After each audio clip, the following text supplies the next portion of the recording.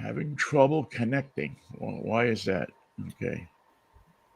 All right, there we go. Good morning, Michael And Knight. good morning, Vinnie, and happy May Day to you and to all our contributors, listeners, and um, All the peeps. any interested party that happens to be tuning in by driving by our content today. We wish you a fabulous, freaky, fractious Friday, a wonderful maypole day. You can play tetherball. You can This dance is around the your day. maypole. You can have a school march where the classes get together and they march around the playground and they all get in line and they celebrate May Day. Or you can do what people are being encouraged to do today, that is, not work, not go to school, not participate in society's organized official institutions. I don't know. My wife Kristen and I were saying that the not going to school part seemed a little rude because this is a time when you should be smarter than you were last year at this time. This is a time when you should learn something that'll be valuable for you later in life Absolutely. and deal with the truth of our history. And Absolutely. and by not participating, it sounds like a good idea perhaps to some people, but not being smart, not being educated, not being informed. This is no time for that. Right. Not participating is what got us into this mess. Yeah. It's funny. It's always struck me as odd that we now, in our lives here in the United States, celebrate May Day. We have kind of accepted it. It's not an equal holiday to like Didn't July 4th or we anything didn't like used that, to, right? but it's among a group of people that grew up in the 60s, um, 50s and 60s, but mostly the 60s and 70s, early 70s. May Day was taught to us as, now it means something. But back when we were going to school, this was a communist holiday. This was a holiday that the commies, the Russians, and the people that live under dictators all jump around the maypole and celebrate. And they do the dance and they close the schools and the businesses and everybody gets a day off to celebrate the worker. Workers of the world unite. That was it's a bad theme. And the Russians always had parades. They bring out their rockets and their goose stepping infantry, and that was the image that we saw. And May Day became a negative.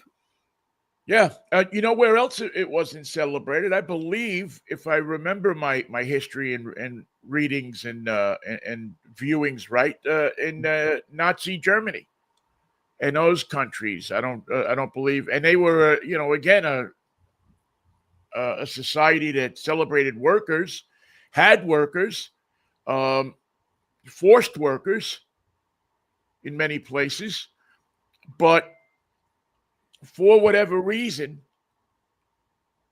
they didn't. I don't think they celebrated it, or they didn't celebrate it again on the level of maybe France, right next door, or maybe it was seen as I don't know, a lazy person's holiday in some way, or at least that's what we were trying to be sold.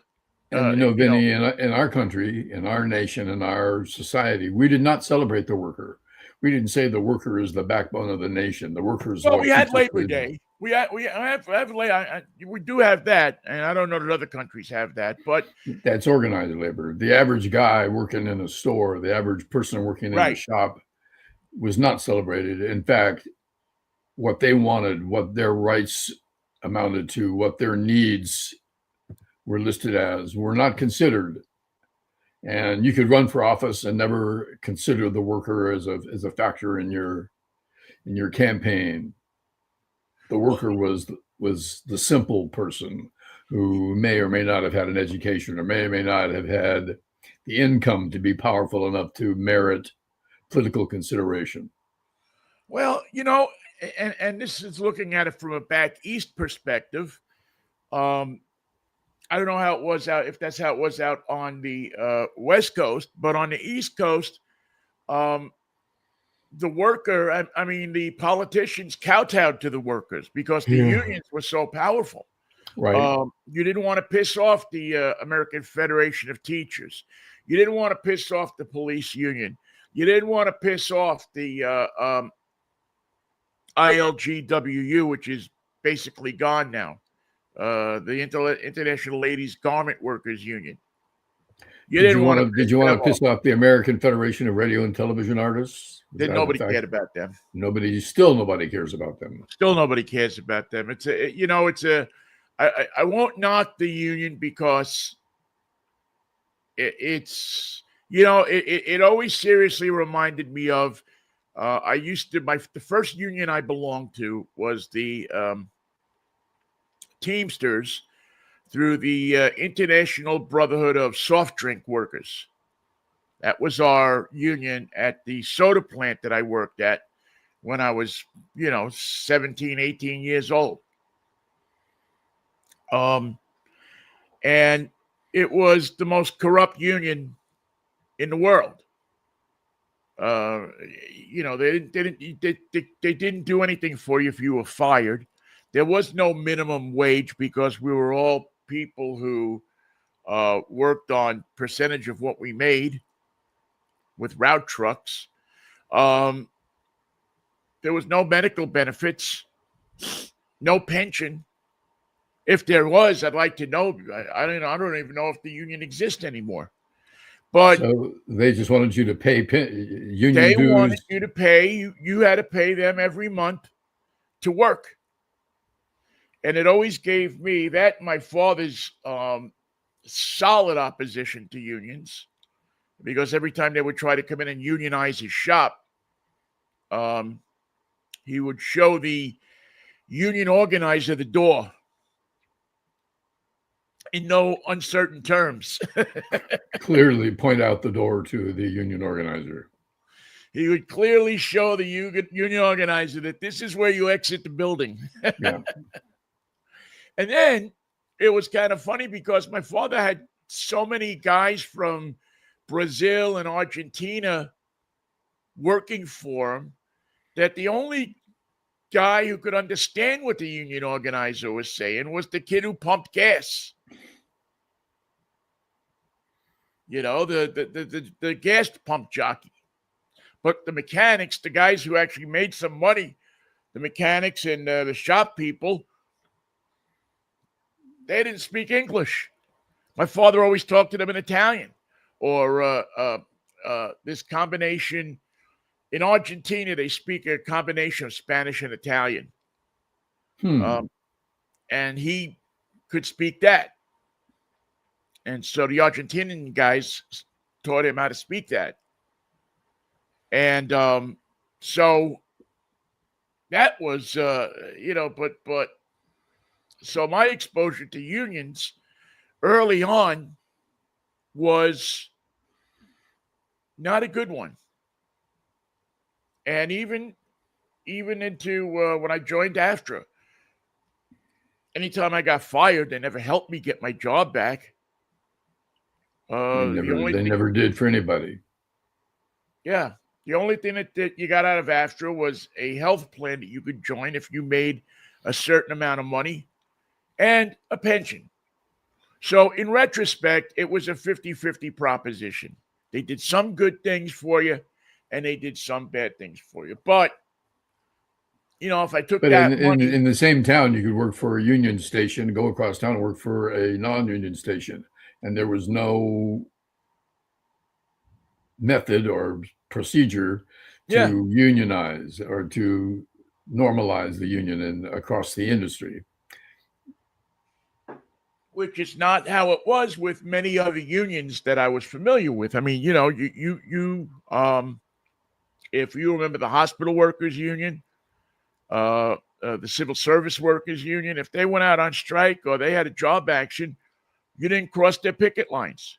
Right. The trades, construction unions, they had a job action going on. I remember the steel workers went on strike one year, and the newspapers were filled with headlines of drivers from out of state who tried to deliver steel Not and going to found out happen. that that doesn't go too far. Right. But if I remember right, remember they had like a parking lot off the Jersey Turnpike, like filled with steel for, it might have been the World Trade Center. I mean, I don't know that for a fact, but at about the time we're talking, which was, 1968, 69, 70. They were building it. Longshoreman was another union. That Now, was that was a strong union. strongest union, I think, besides the auto workers, maybe. I mean, I remember, going down to the docks to, for a short time. I worked on a truck, and we used to go down there. The Flocati rug guy, would go down there to pick up stuff because he had a lot of stuff coming in from Greece and Europe, and that was it. That was a union. I mean, first of all, you had to grease everybody. All the union guys had to get greased. The dock boss, the timekeeper, the guy who at the gate who let your truck onto the dock, because you had to have approval to get stuff. And in those days, approval was the dock boss coming over and looking at what your cargo was and decided if he needed something for his daughter. And there was no way a non-union truck driver was going to pick up a union load in a union environment. No. Actually, non-union guys were picking up loads all the time. It didn't. Excuse me. But you weren't going to work on the dock if you weren't union. You couldn't go down to the dock and get a job if you weren't in the union. Work, and those guys worked on what they call a shape up. They had to show up every day and get called. And the guy who was calling people worked for the union. The guy who, you had to give him money to get called. Yeah. It was a hugely corrupt system. And now I'm pretty sure that they've cleaned that up to a certain degree. Cleaned up the question mark in the process. Well, and I always wondered cleaning up, because I don't know, when you clean things up, sometimes it doesn't mean that the corruption gets cleaned up. It just moves somewhere else. Just gets normalized. Yeah, it gets the rich guys who are making money, the guys upstairs, the supervisors, they're now making the money. Right. I remember one Christmas we had to go and buy. I used to work with two other guys, and we'd go down to the docks, and we used to have to go to, this was the docks in Brooklyn. The one, matter of fact, when you would drive on Brooklyn Queens Expressway, and you see that wonderful view of Manhattan, Lower Manhattan, from Brooklyn Heights. Right. There was more corruption going on under you at those docks that you're driving over than you could believe. But Christmas time, they didn't get bottles of liquor. They got cases yeah, of liquor. They didn't get, that was a good job to have. That was a job that you were making maybe $30,000 a year, and you were living in a $500,000 house. Yeah. At that time. So, do the math, as they say. Do it every day. Now we celebrate May Day. The unions are gone for the most part.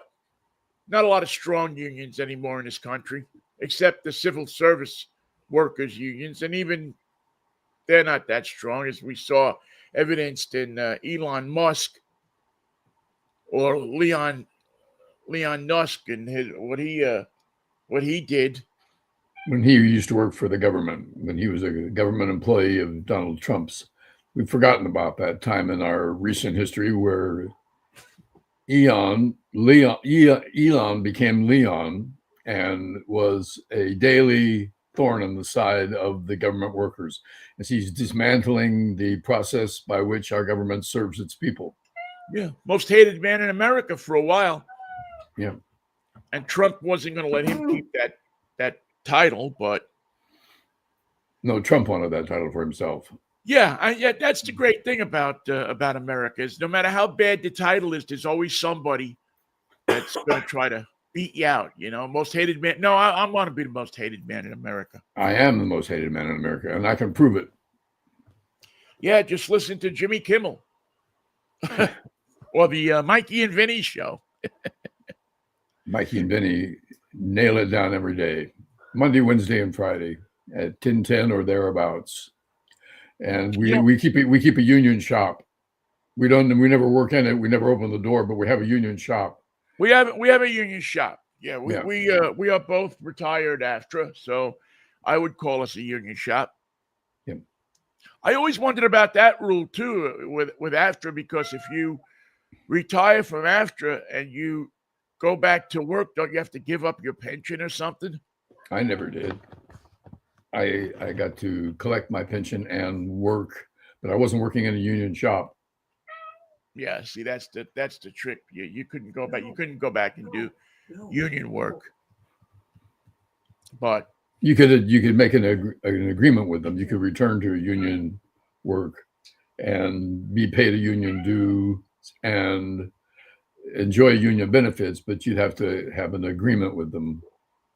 I don't know what it would cost or what you would have to give up to enjoy that new agreement, but yeah, but knowing a union, it'd be a lot. Yeah. Listen, I don't know if this country will ever see anything as strong as the unions that were around in the 50s, the 40s, and the 50s, really the 50s and the 60s. The advent of right-to-work states, the automakers that are coming into this country are no longer building plants in Detroit. They're building plants in the South, where the labor is cheap and plentiful. And the cars, do they still make lemons?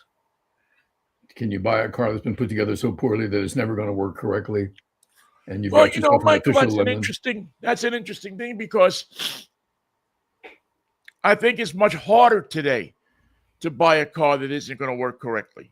Because of the robotic assembly plant. Yeah, because of the robotic assembly, because say what you want without the unions, but in many places, the automobile companies have paid their workers a fair compensation, provided benefits for them. I mean, I know that the foreign companies that have come in, Kia and Kia, Hyundai, Mercedes, Volkswagen, Subaru, all of those companies that have come in and set up shop in non-union places, for the most part, have paid their workers well, and not really had a lot of, if any, strikes. It's funny that they have a concern about the welfare and the education and the ability of the worker to put together a good car, whereas across the world, we don't care what sort of hell you're going through when you build phones all day. Just put the little pieces together, make the phone. If you're suffering in sweatshop conditions in China or India, that's really your problem. It's not my problem. My problem is make the damn phone and get them here to America, where we can sell them at a comfortable price. And the hell with the concerns and the health and the future of the workers who make the phones. Yeah, unfortunately, what counts to us as a society, America, is that it works and it's cheap. Did you get the stuff? Did you do the thing? I don't care what hell you went through to get there. Yeah, it works and it's cheap. But the right wing people generally don't care what somebody had to go through to get it there, what somebody had to, it's just that it got there and I got it. And I got it when I needed it or I wanted it. Really, Right. it's when I wanted it. I mean, need is different from want. Same thing And with Nike shoes. Why would you pay $150 for a pair of athletic shoes? Well, you have been conditioned to need them. You need those Nikes. You need that look. You need that article of clothing. it's well, that's what advertising does to you. Yep. That's what It their creates a marketing does. need.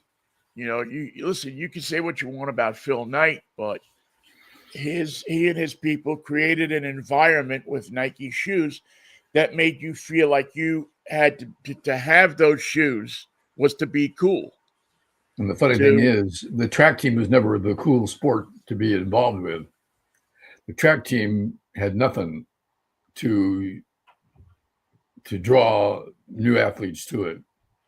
You run in a circle, you train by yourself, you run, and then what do? Then you run some more. Run some And more. here are the shoes. Here are the shoes to help you run.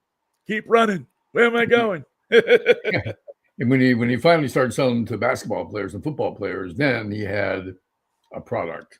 Well, yeah, that gave him access. Now I mean, I haven't studied marketing or anything not like in that space with that big, but they were big, Nike in California, because there was a lot of runners. Oregon, obviously, because there's a lot of runners.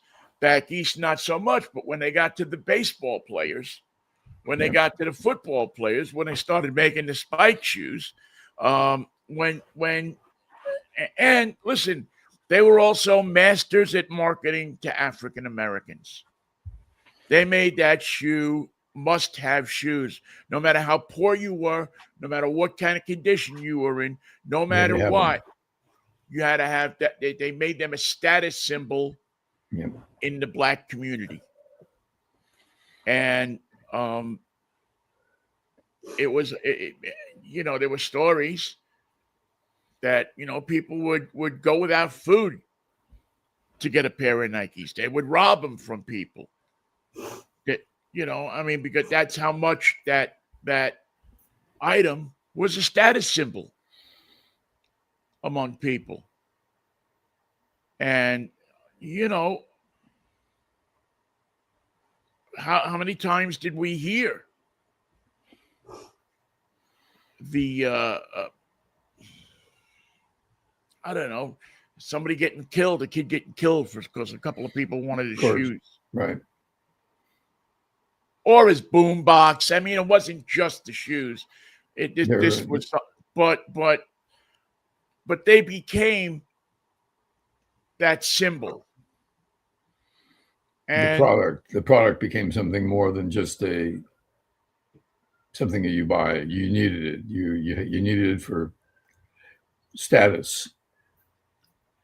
And now, May Day, having had all that history, today, what's it mean in America? Today, it means the resistance. It means someone stands in opposition to Donald Trump and all the toothless, fearful little men that surround him that bring his worldview into focus every day. They lie on his behalf. I couldn't believe the senators and representatives and members of the cabinet that went on television yesterday saying that gas prices used to be, just a couple of years ago, were higher than they are now. A lie. That it had all been done before. A lie. That it was a fact that food prices now, today, are coming down because of what Donald Trump is doing in the war. That's a lie. And they went on television to do that lie. Worse than insisting that you buy a certain kind of shoe, they're insisting that you have a certain type of belief. They want you to believe that today gas is cheaper, food is cheaper, living is cheaper, everything's cheaper. Donald Trump has made his promises come true. He's bringing the cost down on everything. When that's a bloody lie, that the cost of everything has gone through the roof. He hasn't done anything but increase what it costs for you to live in this country and to taint the process by which you judge reality. He's a liar. If he's talking, he's lying. If the men around him are speaking, they are lying. And it was fascinating that people, candidates, members of Congress, members of the cabinet, all came to yesterday with that lie on their lips, and television put them on the air and said, tell me a lie. Tell me a lie about the economy. Tell me a lie about the price of gas. Tell me a lie about the price of food and eggs. And what your lunch is going to cost you today. And I'll put it on TV. I'll broadcast it for you. It's astounded me. One of the things that astounds me, and many things do, but one of the things that astounds me is how the press has allowed this to go on. How, I watched a few times the tape of Nora O'Donnell interviewing Donald Trump. Yeah.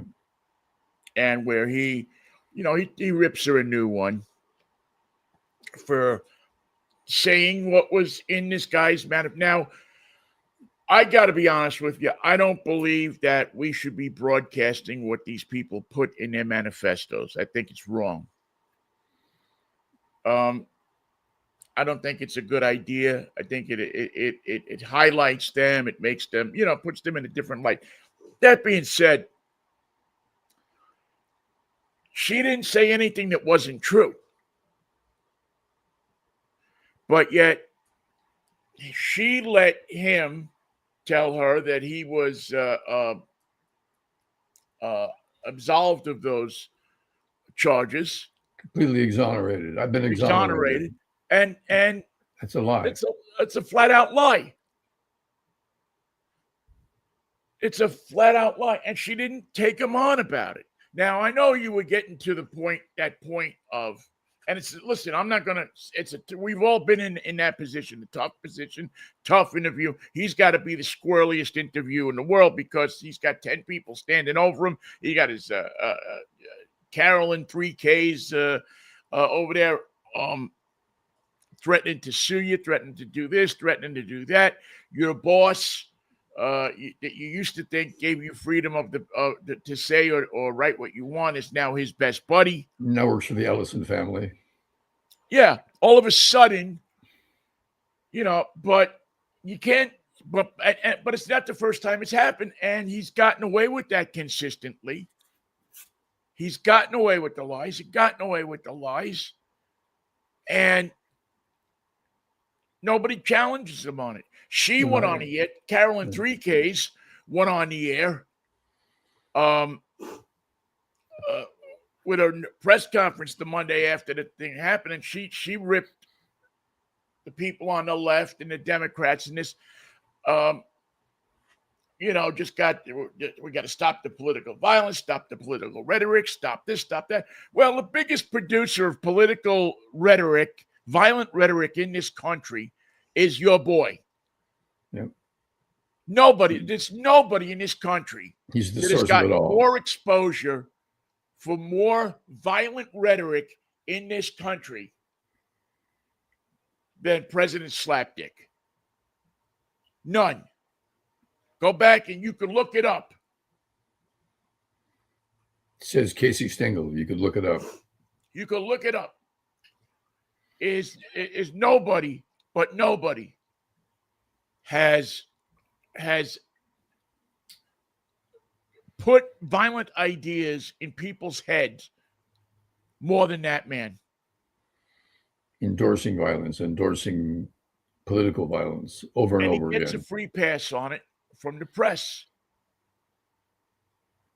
And so it's hard not to believe that the press isn't, this whole thing about he hates the media and this and that. It's all bullshit. It's all a scam. That the media is making money. You think that we're sorry to see Donald Trump go? They were crying. They wanted the guy back. He makes their meters tick. He makes their gas pump roll. It's like a 24/7 accident scene. People tune into it and look at it. Even if you tell yourself you're not going to look at it anymore, you're not going to tune into it, you still do. Every day. You got to see what's going on, whether you agree with him or don't agree with him. It gets the blood boiling. So, and by the way, just in a check here, let me just quickly go to this. All right, the live ticking average of gasoline in the United States of America as of this morning, prices are up 2.1 cents since yesterday. Prices are up 36.5 cents in a week. Prices are up 34.9 cents from last month. And from last year, prices are up $1.26.1. And if you hear differently, it's just another Republican telling the same lie to you, and you have bought it. You bought the gas. You already know what it costs, but you've been lied to later in the day, and you forget what you did in the morning. You forget what your breakfast cost. Somebody comes in and just tells you that it's less. The highest recorded average for gasoline over the last, since 2008. So what's that, 18 years? Was $6.16.22. And the Republicans who lied to you yesterday still have their jobs. They're still making their money off the lies that they told the month before and the year before. But the lies they told you yesterday were part of their job. It got broadcast. It got considered as if it were true. And the fact is, it was just another Republican lie that made the news cycle, that has maybe been reconsidered today in another light and fact-checked by the press. They gave you the lie as if it were real. All fostered by the Republicans. If I just checked it here while I'm talking to you, how hard could it be for somebody in the media, in the national media, in the media that really comes over our television sets and sets our mindset and matters? One source that did check it live on the air was CNBC, and they called him on it. No, the guy said, you must have been taking your vacation in California because the price was not what you said it was. It never has been what you said it was. That what you did was lie to the American people. I just, with one flick of my finger, found it on my computer, and that was a lie. CNBC caught him. But the rest of the outfits couldn't be bothered with the truth. What they needed was the story, and they needed to file it on time. They needed the news cycle to continue. Well, Michael, this is what we've been saying. You know, we started this program, this particular iteration of us, at about the same time COVID started. We started this program as a distraction. We wanted to give people something to keep their minds off of COVID, something jolly, something funny, something that would just keep their, we knew people were stuck in front of their computers. So, and we knew there was a divided populace, some people who chose suddenly not to believe in science, not to believe in doctors, not to believe in vaccines, not to believe in the truth. They wanted nothing to do with reality. They wanted a new reality based on lies and conjecture and the phony conspiracy theories that the Republicans were becoming famous for. And the COVID story became a story of the enlightened people who were fighting the disease and the fucking idiots that were on the side of the disease, that had policies and plans to make it worse for everybody, for the world. It was going to be worse. And that's what we had to deal with, not just the virus, but the idiocy that was around it. We wanted to try to at least get people to think for themselves. Don't listen to what we tell you. Research it. Get on your computer. Look it up. Check your sources. Don't believe the same guy that'll tell you to put oatmeal in your radiator to fix a leak That would Maybe you be shouldn't be something. believing that guy. Maybe you should go and find somebody who knows what the fuck they're talking about. And that guy in this case was Dr. Fauci or the other doctors who were, saying that no, don't inject ivermectin into your veins. Don't inject this. Don't swallow that. Don't take that. It's They're a it's horse tranquilized. They're it's a horse medicine. It's a medicine for goats. Maybe it's not best used for you. and the one thing that we have said all along has been the credo of this show is research it, look it up. The information is at your fingertips. Yeah. All you got to do is look it up. And listen, I'm guilty. Sometimes I don't look it up. Sometimes, but one thing that God has given me, thank God, or whoever hands this stuff out, is giving me an ability to look at things, to research things, to not believe something that I see on YouTube or something that I see on some kind of social media channel, unless I go and I have a reliable source that will tell me the same thing. And everybody probably knows our go-tos. The New York Times used to be CBS News. I don't know if I trust CBS News as much as I do. You have to trust Larry Ellison and his idiot son and the goals that they have set out for themselves to change the news business. The news is going to not be who, what, where, when, and how. It's going to be Ellison, Ellison, Ellison, and how they can monetize that cash flow, because the actual truth of the news story is no longer important to them. They have to step in and change the news cycle to the point where they can be proud of their product, knowing that it's a bloody lie.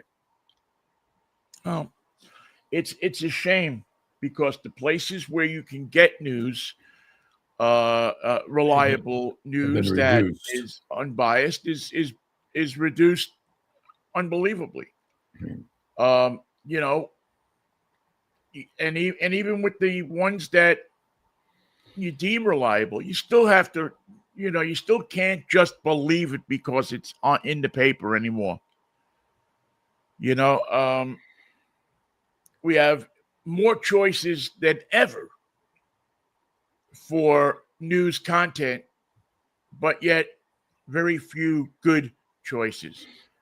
You have a right to make a choice of let Jeff Bezos give you the news every day, filtered through his need to own and to control, or you can search it in a more sophisticated way with The Economist and the Atlantic Monthly and some of the online news sources that are based mostly in Washington, D.C., but who are working on a daily basis to have investigative reporters working on the major stories and uncovering new details.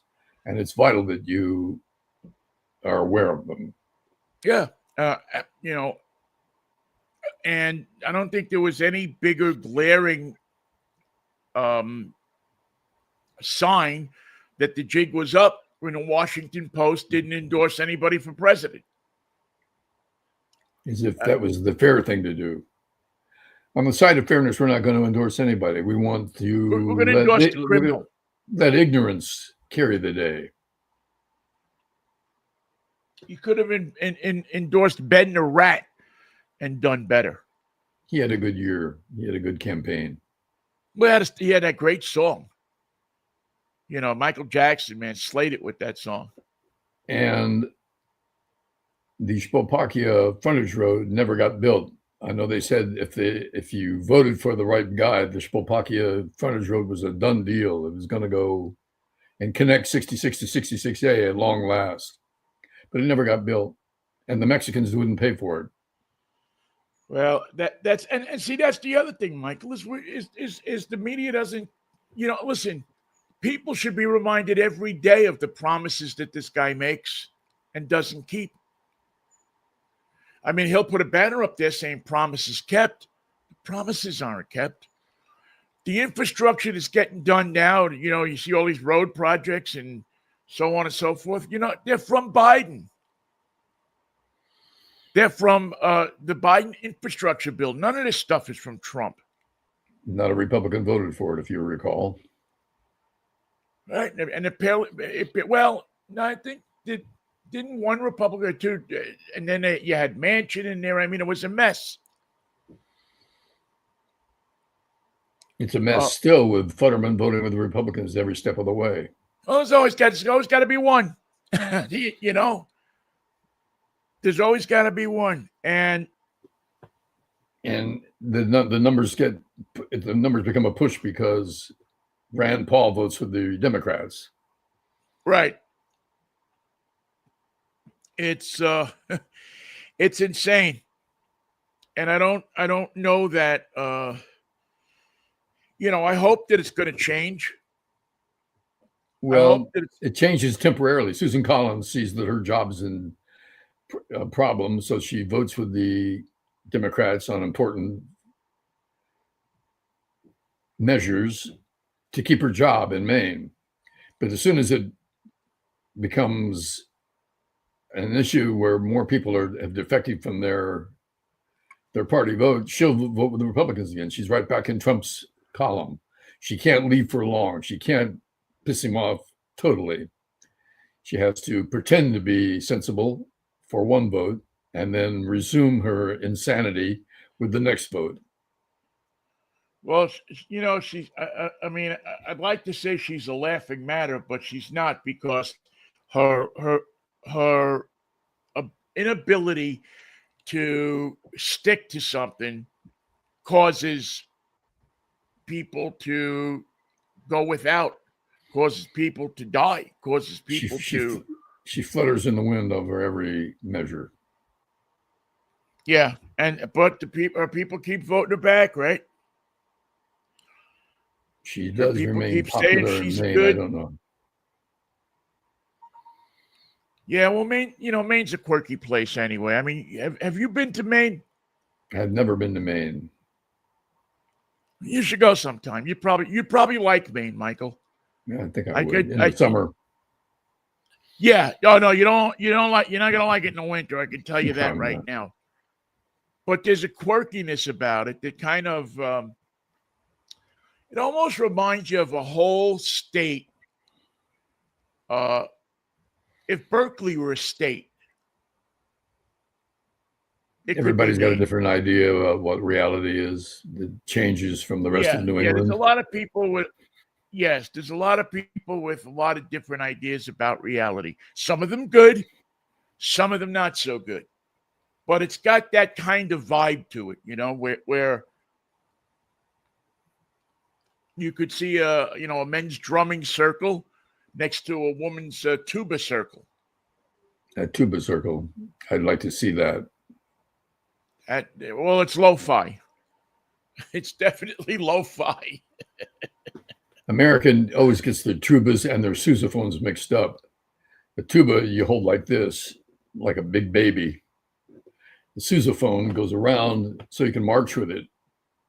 It's the same notes, it's the same timbre, it's the same register, but you can't march with a tuba. You can barely play a tuba because you have to hold it like you're cradling a 120-pound sheepdog.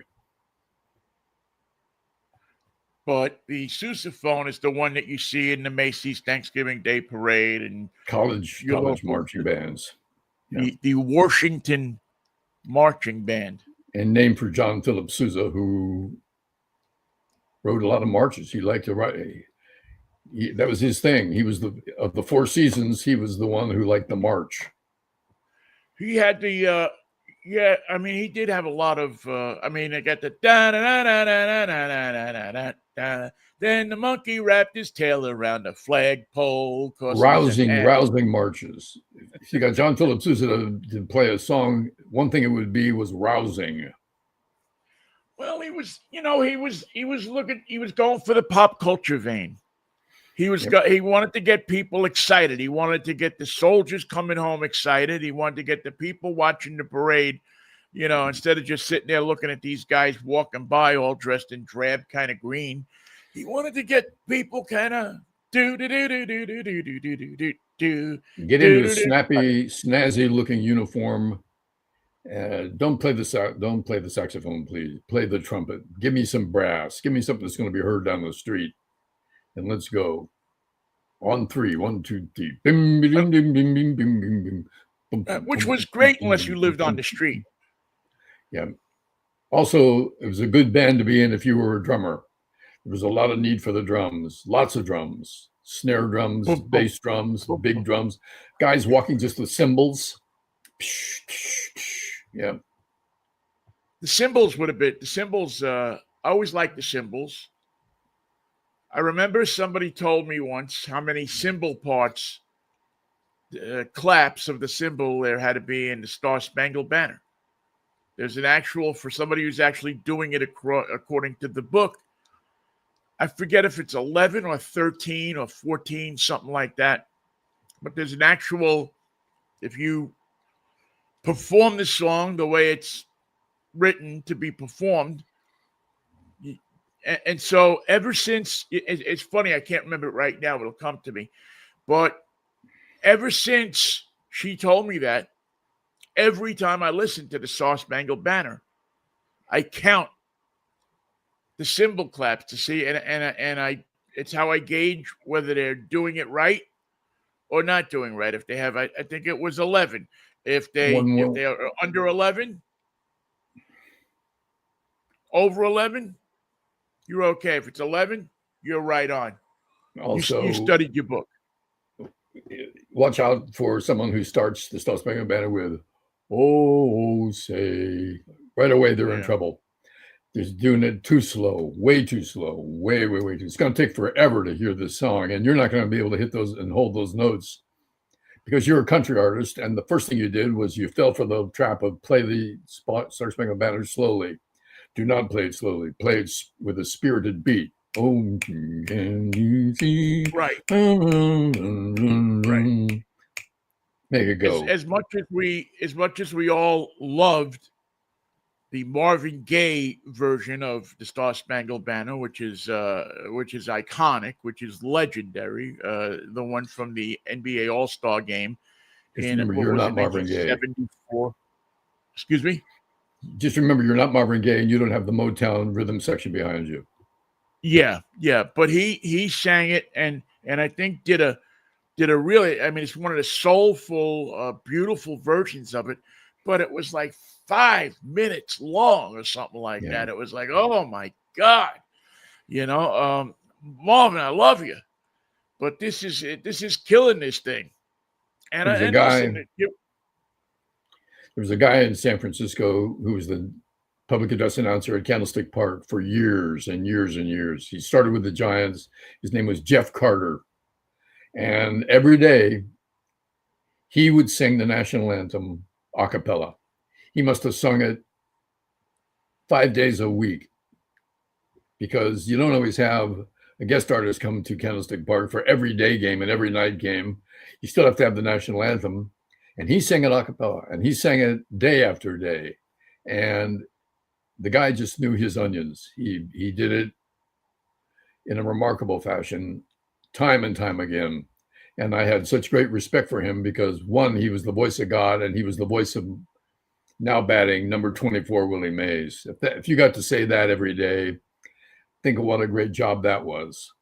Yeah, and you had a great life, man. He got to announce the Giants lineup, but he also sang the national anthem. And not everybody who's a PA announcer can sing. It's a fact. And not everybody who can sing the national anthem. It's a challenge. And he managed to do it every day without screwing it up. Having sung it at a ballpark, it is a challenge. It's a challenge in several areas. The echo. One of the biggest things is you get lost in the echo, and I sang it in the days before headphones and all of that stuff with earplugs and everything like that. So, you're hearing the sound bouncing off everything, and all of a sudden you're, 2 lines in, and you're going, "Where am I?" Because you can't not hear the echo. Right. You have to put the echo out of your mind, which is a hard thing to do. Not the hardest thing to do. We have experience at it because we've been listening to IFB lines for our entire career. So when you have to listen to a producer talking into your ear, you kind of learn to shut half of your brain off so that you can not listen to something that's coming into your ears. I thought it was worse than fantastic Oakland. talent. Candlestick had the echo, but I thought the echo at the Oakland Coliseum was worse.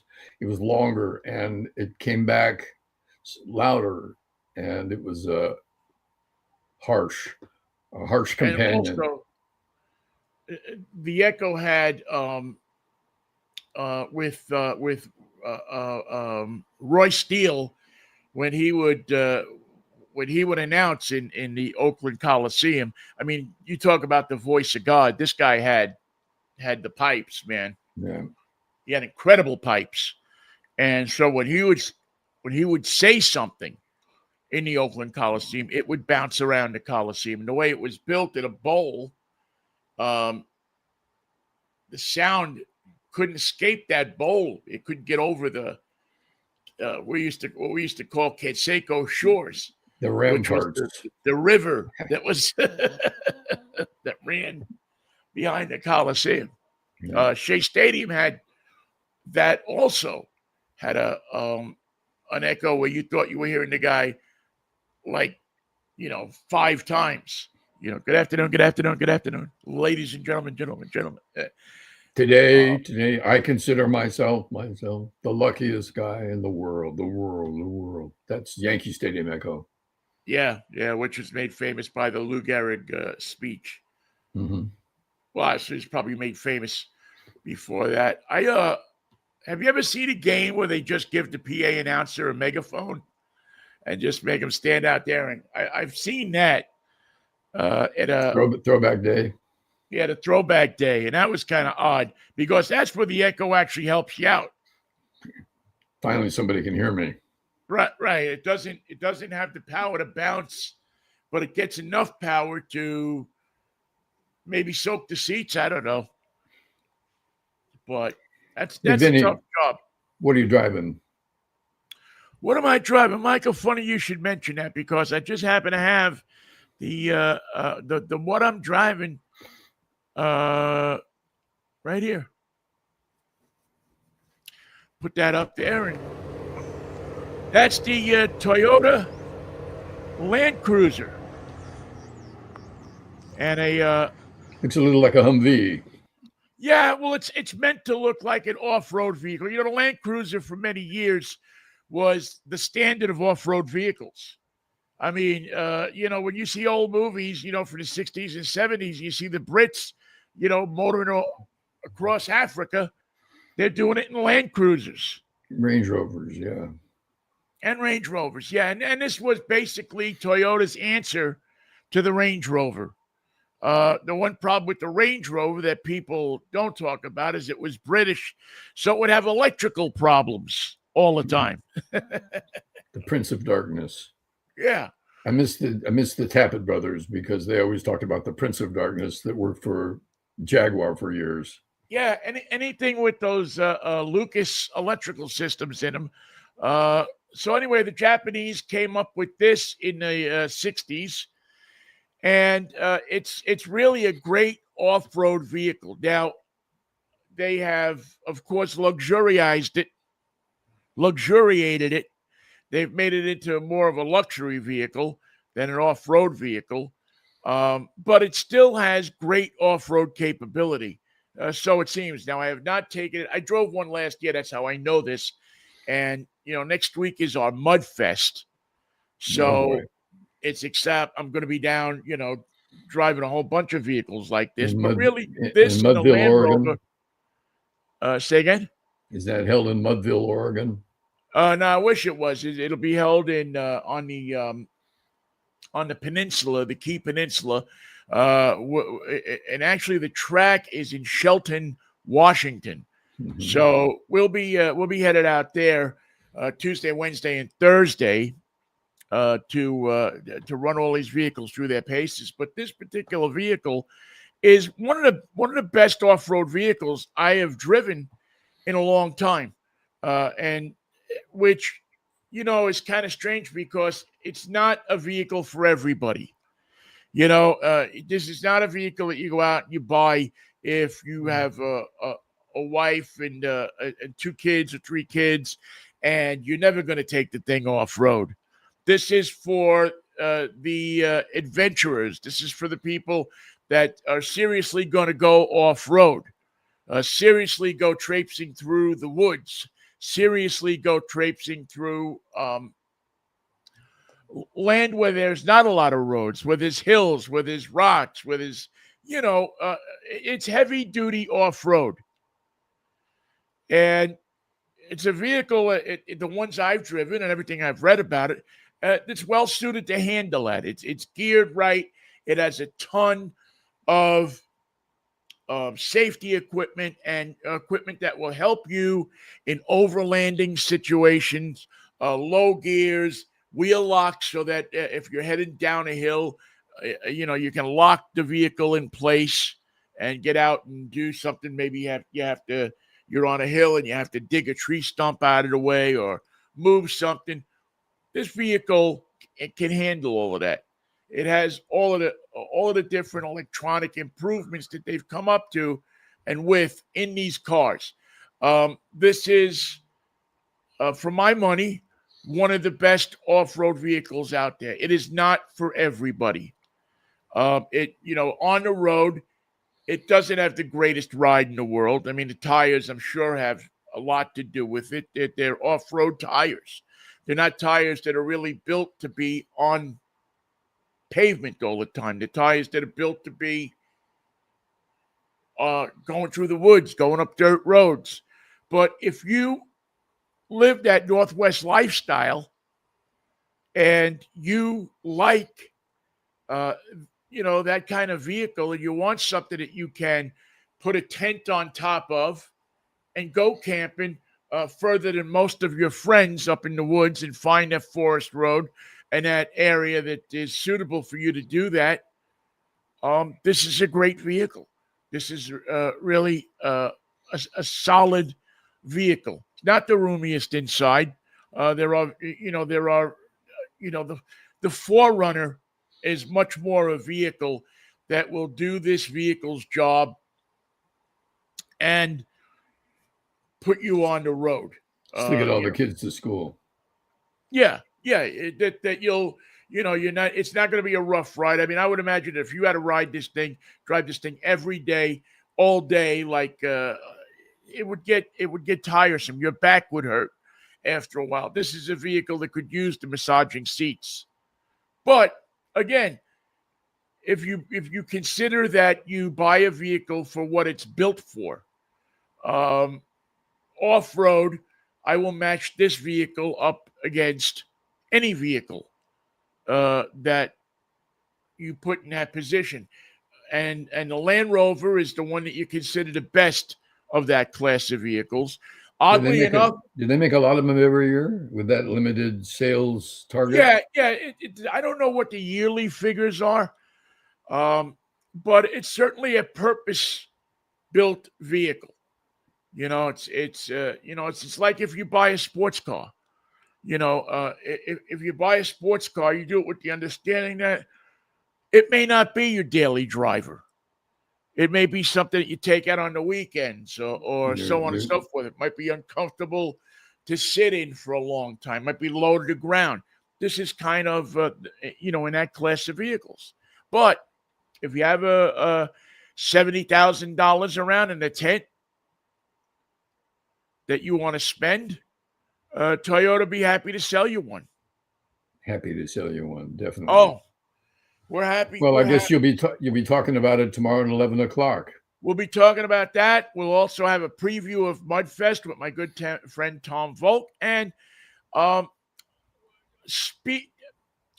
are people that get not hundreds of speeding tickets, but thousands of speeding tickets. There are drivers in this country, in California and in New York, that get in excess of 1,000 speeding tickets every license which is usually a 3-year deal. And that sounds like an expensive habit. so some states want to do something about it. And they want to put speed, when you get convicted of a certain amount of speeding tickets, they want to put a speed limiter on your car. Oh, dear. They want to say, sorry, but you shouldn't be driving. There's in these cars now, there are these devices, GPSs, that can tell what the speed limit is where you're driving. It's what makes that little road sign come up on your dashboard if you have one of these cars.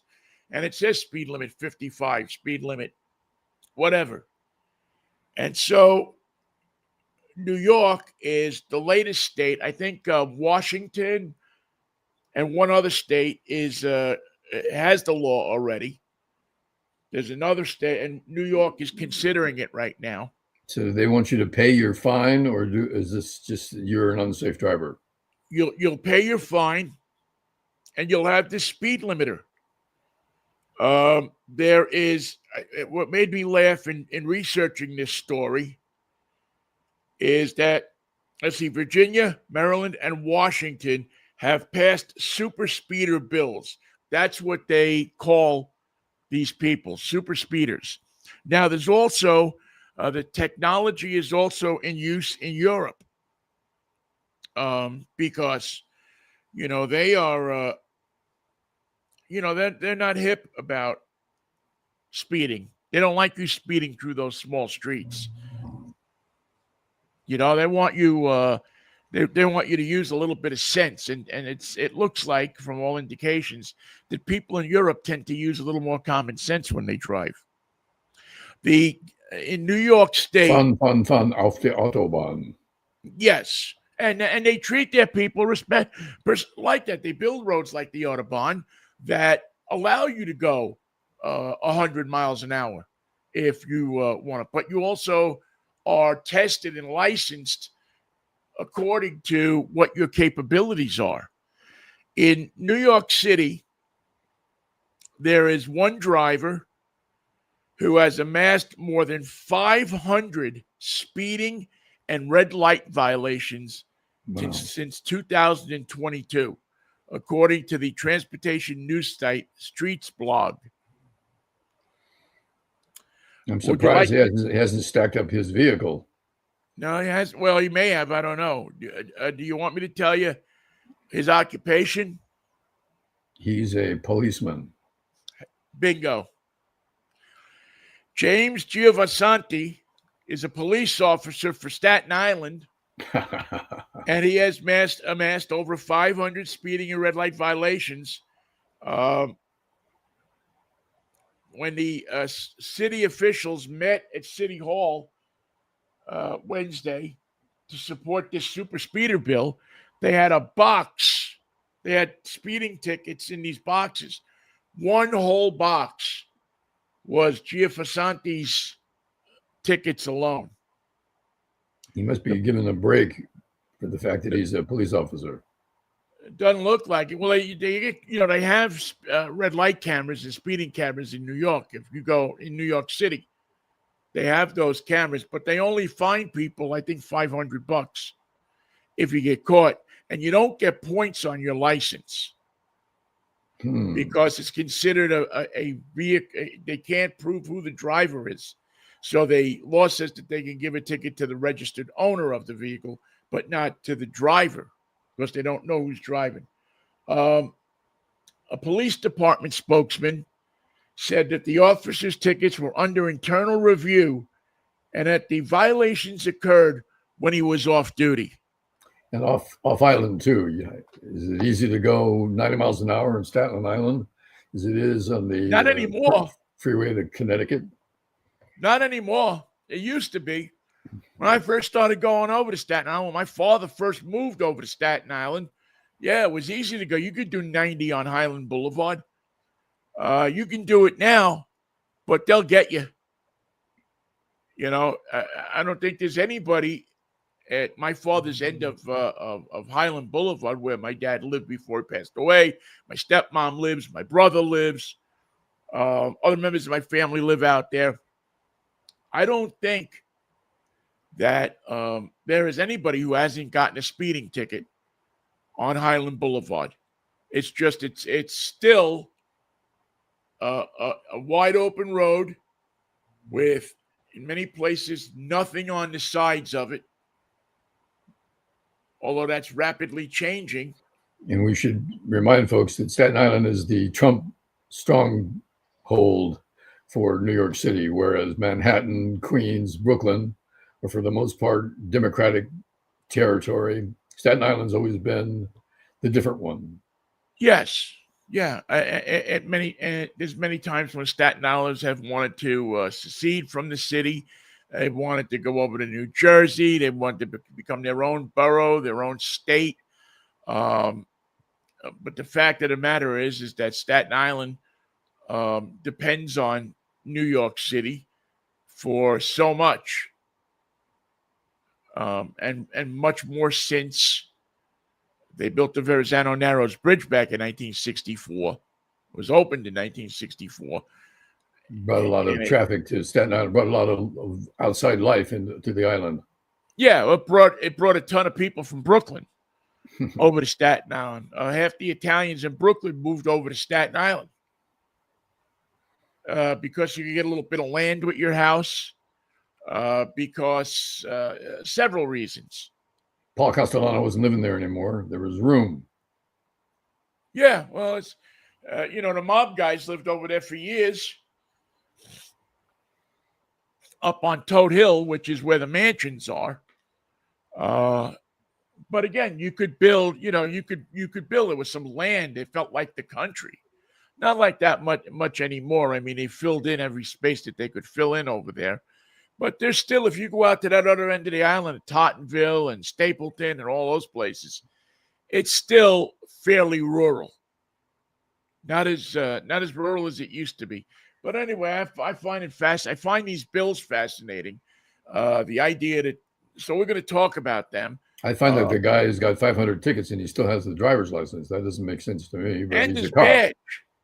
Yeah. And his badge. That's the other thing. I mean, if somebody got a speeding ticket from him, how could you not why would you not go to court and say, look at this guy? How the hell does he know what speeding is? Right. Good point. Well, you can talk about that at 11 o'clock tomorrow on your broadcast known as Drive Time. Yes, 11 o'clock tomorrow. Please join us for that. There's another thing I wanted to mention, Michael, before we go. I just found this funny. My old stomping grounds in Pennsylvania is a Democratic primary going on. You know that's basically a Democratic area. It's a large Republican area, but still Democrats win.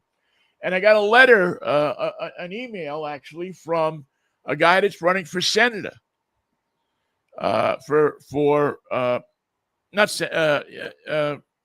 think he's running for Congress, actually. I'm sorry. He's running for the House of Representatives. And when I saw his name, I thought of you. It's Wayne Fontana. And the Mindbenders. Is running for...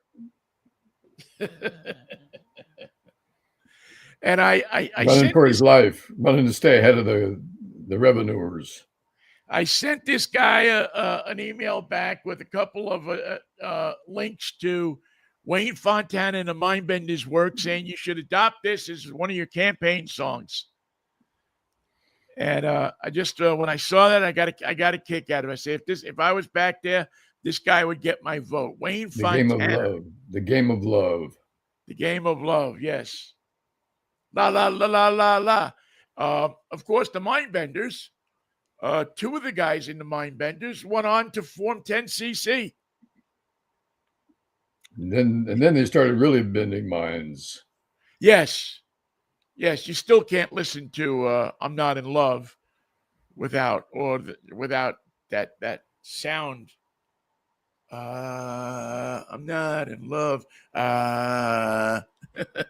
60. They had like 60,000 vocal tracks on that. It was remarkable.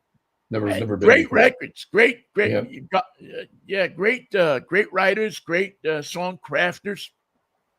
So I thought you'd get a kick out of that.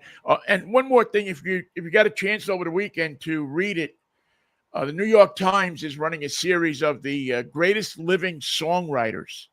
Hmm. Um, I think it might be the top 100 greatest living songwriters. I guess it was spurred on by the passing just a few weeks ago of Neil Sedaka. They wanted to identify the greatest. Who are the greatest songwriters left in our society. Well, So Paul Simon's still alive. yeah, I don't know if they ranked them. I didn't notice if they ranked them. And I don't know if it's as much of a ranking as just a quest Recognize um, them. to just recognize them and to make people aware of them. Maybe make you go out and find some of their music and listen to some of their music, or actually even uh, find out that they wrote some songs that you never knew were written by Is Ellie Greenwich anybody but still the alive? artist who sang them. Excuse me? Is Ellie Greenwich still alive? No, I think she passed a couple of years ago. I think she Well, not that's not Carole that King is still with us. Carole King is still alive. Yeah, not that. It wasn't that long ago because I stood next to Ellie Greenwich, and actually my daughter and I met her um, after one of the Letterman shows. Because she Hmm. used to come in and play with Paul Schaefer in the band when they did the Christmas Baby Please Come Home. Right. And we were standing outside the Ed Sullivan Theater and both waiting for a cab. And the cab pulled up and we were both standing on the corner, and I said, "You take it. It's all yours." Thanks for the hits. Get out of here. Yeah, really. You take it, man. I'm not going to get in the cab ahead of royalty. But we had a quick "how you doing?" I really, appreciate your songwriting and yada yada conversation. Nothing deep. I would have loved to have, and probably if I didn't have Aaron with me, I would have shared the cab and said, "I don't know, I'm going where you're going. I want to talk for a few minutes." Let's go to Chinatown. Yeah, let's go down to 17 or 21 and have a meal. But that was my close encounter with Ellie Greenwich, a great songwriter and a wonderful person. It seemed like, at least in the few moments encounter that I had with her. So Excellent. yeah, if I know you're into this, and obviously by being able to name off those people, there's another guy that's in there, and I knew about him and I knew the songs, but I didn't know much about him. Tony Wine. You familiar with Tony Wine? I know that name. I can't tell you what you He's wrote. written a bunch of songs. I think he wrote "The Worst That Can Happen." Hmm. What are you going to do? Your husband, my wife. He wrote a lot of songs um, around Jim Webb, another one of our greatest. I mean, you talk about greatest songwriters, Jimmy Webb. uh, living songwriters. I mean, there's a guy that wrote a ton of great songs and is still around, still performing. Um, if you're around New York City, I think he does like the Carlisle Hotel or something like that. The room that Bobby Short used to sit in, and Mel Hmm. Torme. I think he goes there once or twice a month and does something. So if you go ahead into New York City, And look up sings for the. "The Moon is a Harsh Mistress." Well, he wrote that song for the 3 Degrees that appeared in the French Connection. When the 3 Degrees are singing in the French Mhm. Connection, Everybody's Going to the Moon is a Jimmy Webb song. The song that they are singing when Popeye and his partner walk into the bar and they spot uh, Da the Vinci. mafia guys sitting at the table. And it's a great little song. Everybody's going to the moon. And I asked Jimmy Webb once, why did you write that song? He said, well, I wanted to challenge myself to find words that rhymed with June. And Moon was the only one that I could think of right away. So Soon, tune. I mean, there's probably a ton of them, but that was the answer he gave, and I thought it was a smart answer. All right, Michael. What do you Have a say? good show. Have a good show tomorrow, Vin. Thank you, Michael. What do you say we do this Monday? Get your May Day out of your system and join us for another day in May. I'm gonna go hit the pole outside, man. Just boom, bitty boom, bitty boom, bitty boom, bitty boom.